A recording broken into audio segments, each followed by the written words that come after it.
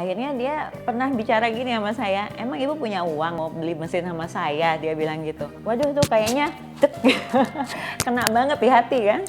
Jadi waktu awal itu gimana ya caranya mau bikin pabrik kan harus beli mesin, harus beli alat-alat lab dan sebagainya lah ya. Sedangkan ini pabrik baru. Akhirnya bagaimana caranya berjalan? Ya udahlah kita relakan apa yang sudah ada aset kita jual. Ya itulah modal pertama kita. Ada satu anak muda lah ya, dia dari Padang gitu ya, umurnya sekitar 20 tahun, dia datang ke sini kuliah, dia bikin produk itu serum bulu mata, satu produk saja. Akhirnya yang tadinya dia tuh suka sewa mobil untuk ngambil barang gitu ya. Sekarang itu dia sudah pakai Mercedes-Benz, udah punya rumah di Jakarta Selatan, di Bandung juga punya kantor.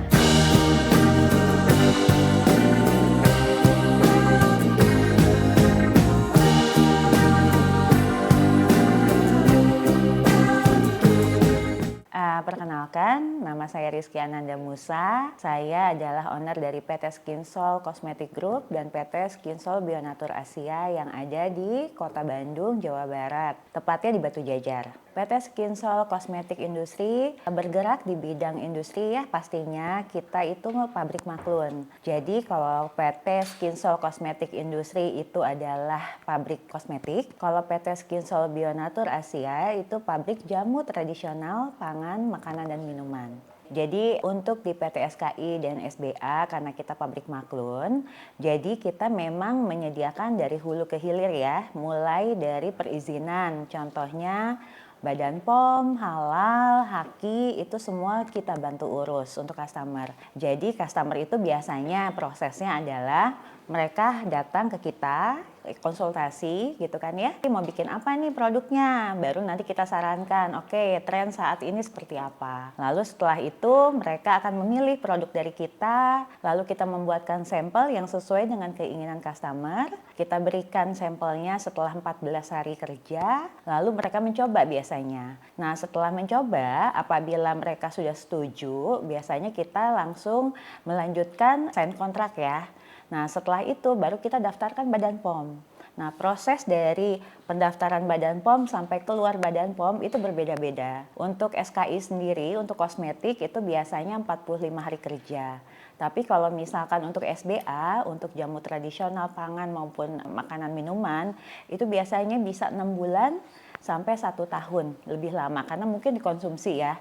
Jadi Badan POM agak ketat untuk pengawasannya, seperti itu. Jadi saya kecilnya itu memang di Bogor. Ibu saya orang Garut, bapak saya orang Palembang. Masa-masa kecil tuh pokoknya dihabiskan di Bogor, tapi bapak saya ini sebetulnya bukan orang pebisnis. Bapak saya tuh produser film justru. Tapi kami anak-anaknya 3 bersaudara tidak ada yang melanjutkan, seperti itu. Nah kalau background saya sendiri memang itu hanya pebisnis, seperti itu. Akhirnya setelah dari Bogor saya pindah ke Bandung nih. Di Bandung inilah mulai saya menggeluti dunia bisnis kosmetik, skincare. Saya punya brand sendiri waktu itu, tapi belum punya pabrik ya. Saya masih berjualan itu sekitar 2-3 tahun, tapi memang karena belum punya pabrik, jadi saya belum bisa menjaga kualitas produk yang saya punya. Seperti itu. Akhirnya sempat waktu itu tidak melanjutkan dan setelah ya kalau mau dibilang rumahan ya nggak rumahan juga ya karena kan memang itu adanya di lahan yang lumayan luas 1000 meter kita bikin di belakang rumah memang bangunannya tapi masih skala UMKM.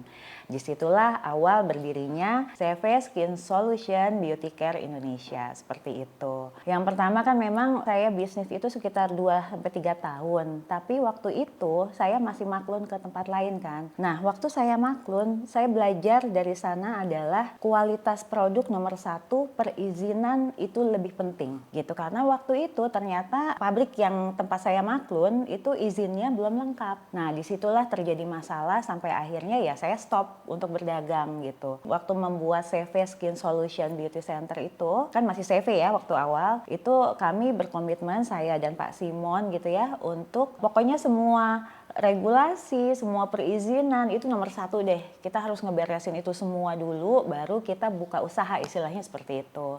Makanya kalau misalkan sekarang nih banyak teman-teman di luar sana yang pengen punya brand kosmetik ataupun brand makanan, minuman segala macam ya, kita lebih menyarankan pilihlah pabrik legalitasnya betul-betul ada gitu.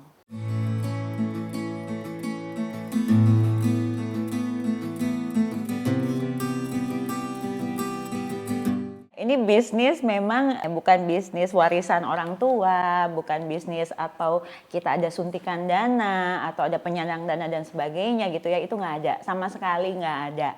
Jadi waktu awal itu gimana ya caranya mau bikin pabrik, kan harus beli mesin, harus beli alat-alat lab dan sebagainya lah ya, dan menjalankan itu kan kita butuh bagaimana caranya ngegaji ke karyawan, pegawai gitu kan, sedangkan ini pabrik baru, tidak mungkin kita langsung dapat customer maklun kan, karena waktu awal itu kita tidak boleh menerima customer maklun kalau belum CPKB ya. CPKB itu apa sih gitu ya?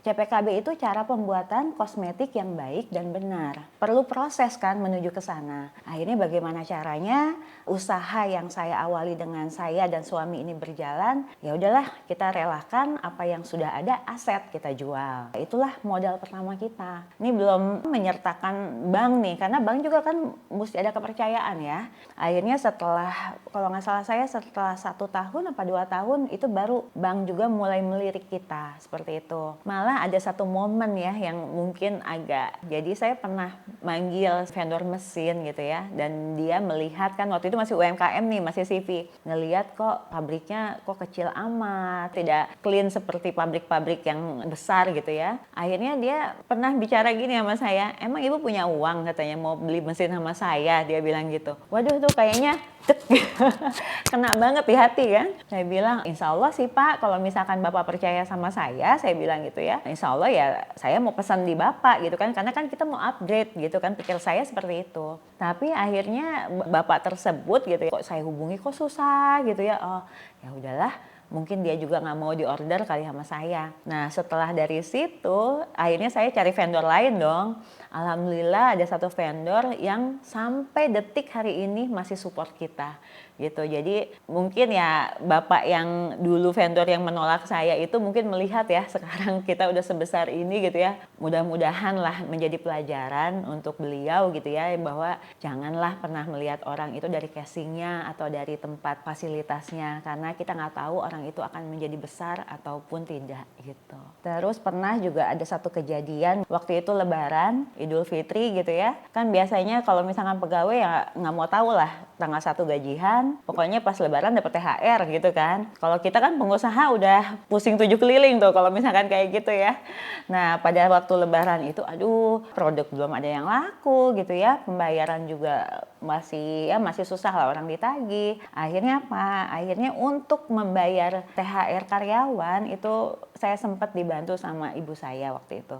Dipinjami emas, saya ke Pegadaian sama suami, ya emas ibu saya itulah digadaikan untuk bayar gaji dan THR karyawan. Tapi dari situ saya mulai belajar bahwa selain ini, kalau kita mau jadi pengusaha, memang 5 tahun pertama itu masa-masa sulit pastinya. Nah, bagaimana caranya kita bertahan, survive nih untuk mempertahankan bisnis ini, ya segala macam cara harus kita lakukan. Seperti itu. Jadi kalau kapasitas produksi waktu CV ya mungkin kiloan ya. Waktu itu masih ada yang 1 kilo, ada yang 5 kilo, ada yang 10 kilo. Itu 50 kilo juga paling gede gitu. Karena kan memang kita waktu itu saya ingat terima minimum order itu 50 apa 100.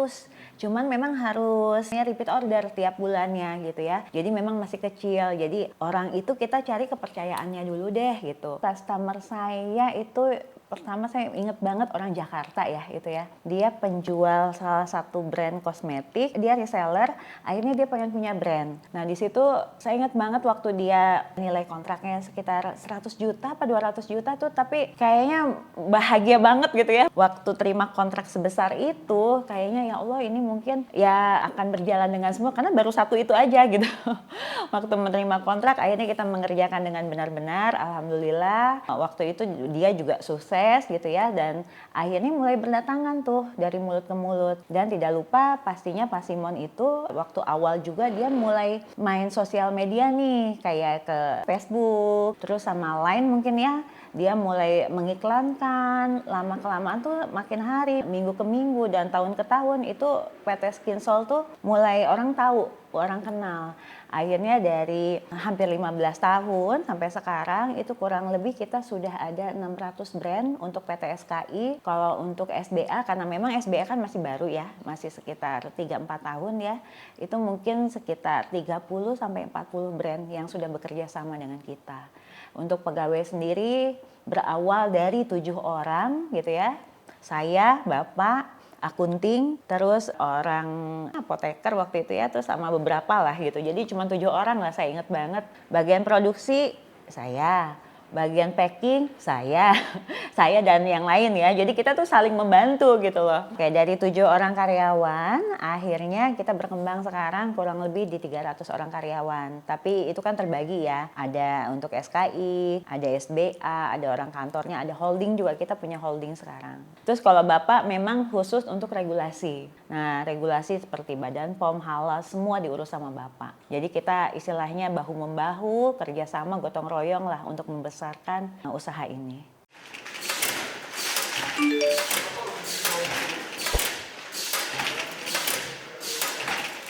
Untuk kantor sendiri kita ada 2 nih, ada di Ciwaruga untuk PT Kinsol grupnya, dan yang kedua itu di Jakarta. Jadi kenapa sih kita buka sampai ke Jakarta gitu ya, ekspansi. Sebetulnya tahun ini ya, kemungkinan ini di bulan Agustus, September kita akan buka kantor di Jakarta. Karena saya melihat perkembangan di Jakarta itu, bukan di Jakarta aja ya, di kota-kota besar itu orang-orang itu datang pasti terbangnya itu kan mendaratnya di Jakarta nih. Nah mereka tuh mencari pabrik sekitar. Nah kalau kita ada di Bandung, kita minta mereka ke Bandung, kadang-kadang orang tuh malah ya udah deh kita carinya yang di deket-deket aja nih, kayak di Bekasi, di Bogor, Depok dan sebagainya kan. Jadi kita kehilangan pasar. Nah disitulah saya dan Bapak berdiskusi kayaknya kita harus ekspansi deh, harus ke Jakarta, harus buka di sana kantor. Mudah-mudahan nih banyak sih customer yang di Jakarta juga menyambut baik ya. Kami akan buka kantor di sana karena ini akan menjadi satu peluang untuk mereka juga bisa datang, bisa konsultasi, dan kita ada labnya sendiri nanti di sana. Jadi teman-teman yang mau bikin produk yang dari Aceh, Makassar, dan daerah lainnya bisa nanti ketemu sama kita di Jakarta. Tempatnya di mana?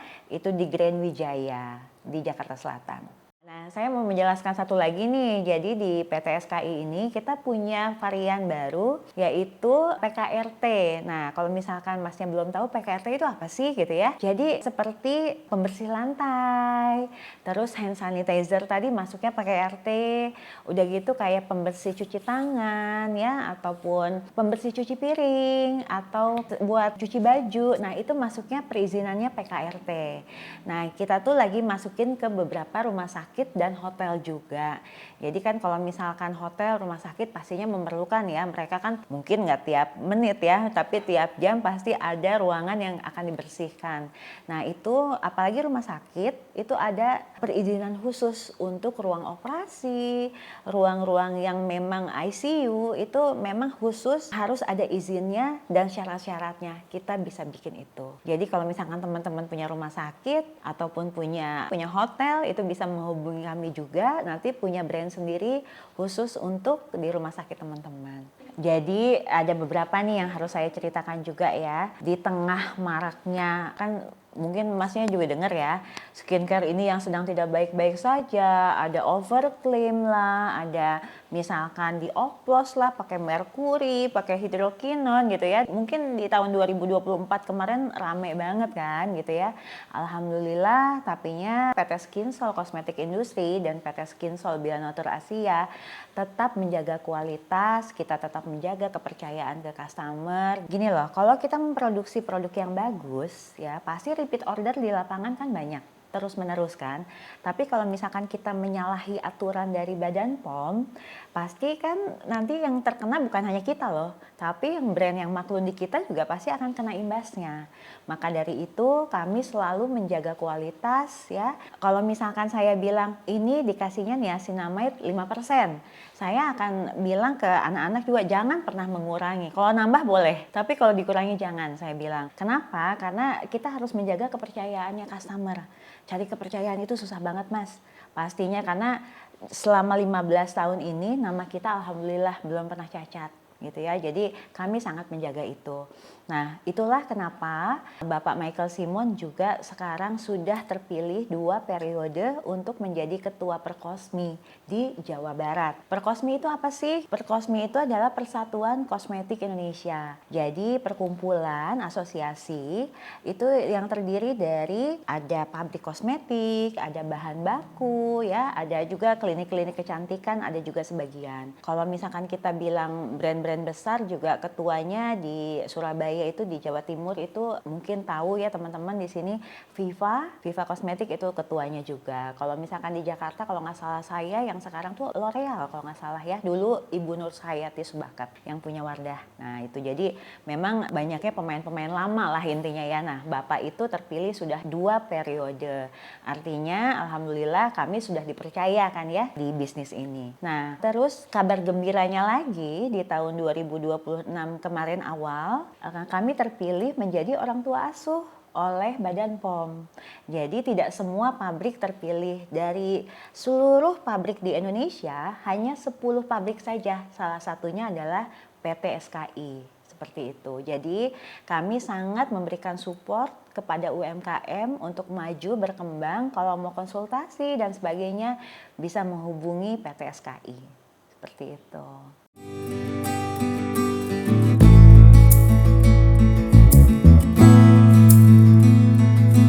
Jadi kalau misalkan teman-teman mau bikin kosmetik ataupun bikin jamu tradisional dan sebagainya ya, itu tahapannya adalah silahkan teman-teman datang ke kita atau bisa menghubungi admin kami ya, PIC kami. Lalu konsultasi dulu nih, teman-teman tuh udah punya rencana nih, planning nih, mau bikinnya produk apa, pemasarannya mau kemana, target marketnya mau siapa.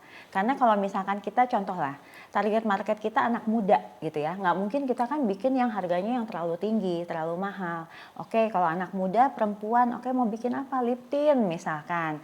Oke mau bikin lip tint, kuantitinya berapa? Minimal 1000 contohnya ya. Nah PT SKI dan SBA ini menyediakan minimum order yang kecil. Jadi kita sangat membantu UMKM untuk bertumbuh. Seperti itu. Rata-rata kalau misalkan pabrik besar itu minimum order biasanya 10.000. Tapi kalau di kita hanya 1.000 saja. Seperti itu.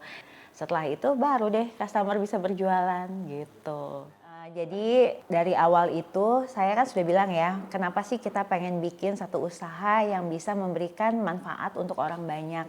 Jadi bukan hanya itu saja, selain kita memiliki customer maklun yang akhirnya berkembang, bertumbuh kembang bersama kita. Saya sangat bangga banget, misalkan saya kasih contoh lah.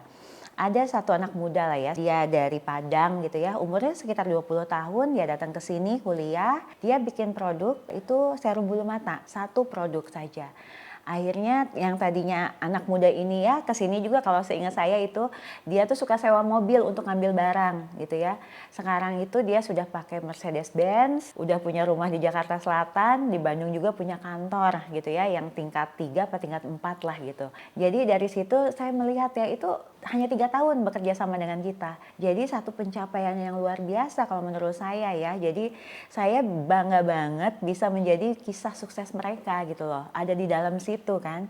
Ada juga yang pasangan suami istri yang tadinya ngontrak satu kamar, akhirnya sekarang ya nggak usah disebutin deh kalau mobil-mobilnya udah banyak gitu ya. Akhirnya sekarang juga punya rumah mewah. Ya dari berjualan satu produk sekarang sudah punya 20 produk yang semuanya maklum di tempat kita.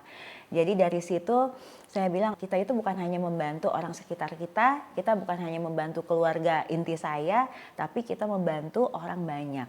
Ya, itu salah satu pencapaiannya. Yang kedua, saya juga bisa berbagi ke banyak, mudah-mudahan lebih banyak orang dan lebih banyak masyarakat Indonesia yang bisa merasakan ya apa yang sudah kita capai gitu sampai saat ini. Ya mungkin kalau ambulans alhamdulillah lah ya itu sudah sering kita memberikan ke Jabar Bergerak ya. Waktu itu mungkin ada Ibu Atalia, ada Ibu Sonya juga itu yang menerima beberapa ambulan dari kita. Terus kita juga kalau misalkan ada bencana, contoh bencana di Padang, bencana di Sumedang, itu kami punya yayasan yang itu Skin Solution Foundation, itu selalu turun pastinya. Lalu kita juga setiap Jumat itu pastinya ada Jumat Berkah, kita selalu setiap minggu itu membagikan makanan untuk masyarakat Kota Bandung. Terus ada ya pengajian dan sebagainya ya, pencapaian itu untuk sisi kemanusiaannya seperti itu. Kapasitas produksi di kami itu di SKI itu sudah mencapai 4 ton. Tapi teman-teman nggak usah khawatir. Aduh 4 ton berarti kalau misalkan kita bikin krim yang 10 gram harus 40.000 dong. Mikirnya gitu kan. Jadi wah minimum ordernya banyak banget. Enggak, kita juga punya kapasitas yang kecil. Kita punya mesin yang mulai dari 5 kilo, 10 kilo, 50 kilo, 300 kilo, 500 sampai yang 4 ton tadi. Jadi bertahap itu ada semua. Jadi kita kalau misalkan teman-teman mau punya brand baru, minimum ordernya bisa kecil. Dan kalau misalkan di SBA sendiri kapasitasnya memang masih kecil ya, itu di 100 liter. Dan kalau misalkan teman-teman mau bikin kapsul, slimming ataupun yang lainnya lah ya, misalkan jamu tradisional lainnya, itu bisa di 100.000 pil. Itu kalau minimum order kita masih melayani sekitar 5.000. Karena kalau pil kan kecil-kecil ya karena gramasinya. Gitu. Harapannya ke depan untuk PT SKI dan PT SBA ya, pastinya saya ingin berkembang lebih luas lagi, kita mendapatkan customer lebih banyak lagi, lebih banyak orang percaya lagi. Insya Allah juga saya sama Bapak juga ada rencana untuk pengembangan, kita ingin bikin rumah sakit gitu. Kenapa ya, pengen larinya ke rumah sakit? Karena kita punya visi misi itu pengen lebih banyak membantu orang-orang yang memang membutuhkan. Makanya kenapa anak ketiga saya itu saya arahkan menjadi dokter supaya dia bisa menjadi penanggung jawab nantinya di rumah sakit. Seperti itu. Buat teman-teman semuanya yang mau maklun nih, yang pengen punya bisnis brand sendiri, atau itu kosmetik maupun itu jamu tradisional, pangan, minuman, ataupun makanan, jangan lupa ya datang ke Grand Wijaya, itu di Jakarta Selatan, dekat Dharma Wangsa. Jadi di sana nanti ada tim kita yang akan melayani teman-teman semua. Pastinya konsultasi gratis.